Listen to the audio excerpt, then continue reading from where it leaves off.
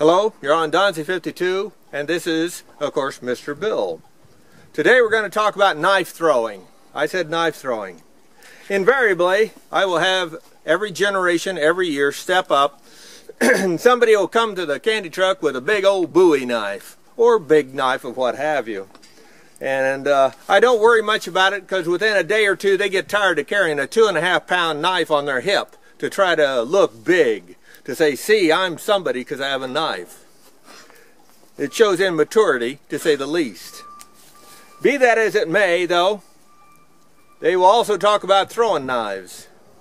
And once in a while they'll stop and they'll say, hey, look, man, I got a knife. And I said, okay, let's see you throw it then if you're a knife thrower.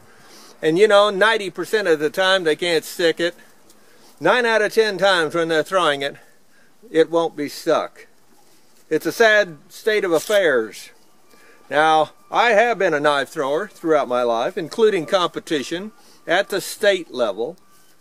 There was about 100 people a few years that I went and threw competition, and the best I ever got was 5th, so I was never the best. And that was just of the 100 people that showed up that day, because you can bet there are a lot of other people that are as good or better than those that showed up within the state of Nebraska. I always liked my Colt for a throwing knife, but I don't throw very much anymore. Arthritis tests my religion as far as that goes. But I will tell you that when I was in Votech one year, and I had a guy one day bragging and how good he was with a knife, and yet when he threw it, he very seldom stuck it, as far as that goes. He wasn't sticking it 50% of the time. And I said, well, you've got a set range that you're throwing it at, though. And I said, at any range, up to about, I'd say 40 feet, I can stick a knife every time. Well, a $20 bet was made by him that I couldn't. And I said, I'll do it with a steak knife instead of some fancy hunting knife or throwing knife. Just an average $1 throwing knife or steak knife. I said, I'll make it stick. Okay, the bet was made. I then went over to my trunk, because I'd utilized this numerous times, and I just took electrical tape, and I use bamboo, but you can use any small stick, and electrically tape a steak knife to it is all you need to do. And then put a couple of rubber bands on the back of that stick. A couple of rubber bands, heavy duty if at all possible. These are just lightweight ones. I have heavier duty ones when I'm out either hunting or frog sticking and or for fish, that type of thing. Very efficient, very accurate, and very powerful as far as that goes.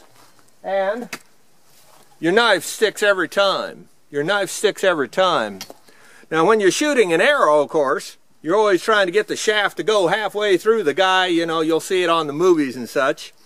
But with a knife, you're not trying to throw the whole shaft in.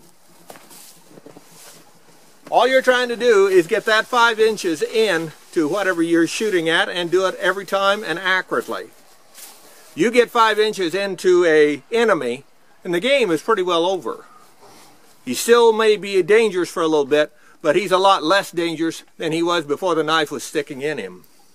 And so we hope you never do violence, that you can talk your way out of it, run or hide.